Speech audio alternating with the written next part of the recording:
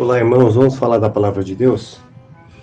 No final do capítulo 7, especificamente no verso 29 de Mateus, há a seguinte frase: Ele não era como os mestres da lei, pelo contrário, ensinava com a autoridade dele mesmo. Isso está escrito porque o escritor observou que as pessoas ficavam admiradas da forma como Jesus ensinava. Essa admiração era porque comparavam a forma como Jesus ensinava com a forma que as autoridades religiosas ensinavam.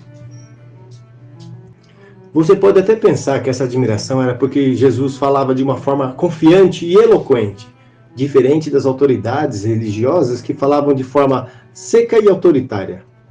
Mas não é apenas isso. As pessoas ficavam admiradas com Jesus porque ensinava como se ele fosse o senhor daquele conhecimento.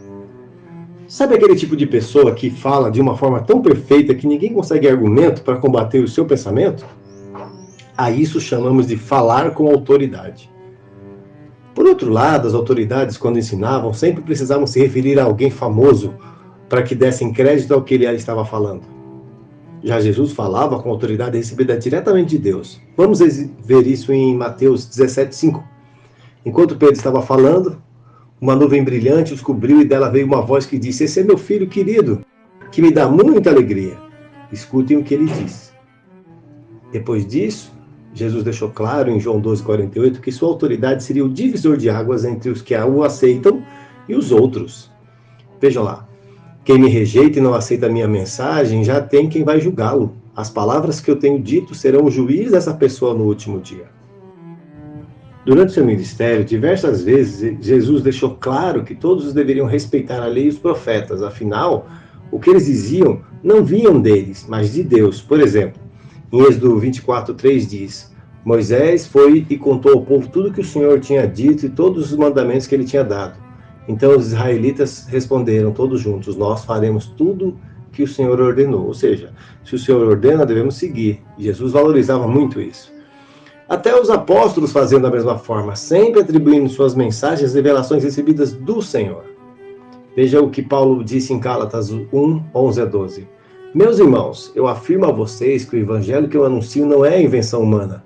Eu não o recebi de ninguém, ninguém ensinou a mim, mas foi o próprio Jesus Cristo que revelou para mim.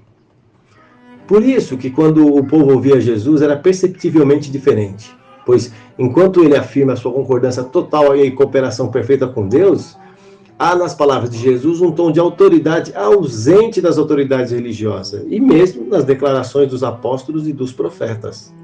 E era essa a razão pelo qual, quando Jesus discutia com as autoridades acerca dos ensinamentos, ele simplesmente dizia: Eu, porém, vos digo. E convenhamos, essa expressão não é encontrada nas palavras de nenhum outro homem na Bíblia. Afinal, qual homem ousaria levar sua própria palavra dessa maneira? Considerando que suas palavras advinham diretamente de Deus, Jesus declarou em Marcos 13:31: Passarão o céu e a terra, porém as minhas palavras jamais passarão. Assim, devemos continuar a ouvir a voz de Jesus e obedecer aos seus ensinamentos, pois, como disse em João 6:5-1, eu sou o pão vivo que desceu do céu. Se alguém comer desse pão, viverá para sempre. E o pão que eu darei para que o mundo tenha vida é a minha carne. Ou seja, não é apenas o que Jesus falou com autoridade superior que o transformou em nosso Salvador, mas o que ele foi capaz de fazer por nós na cruz e em todos os outros dias depois daquilo.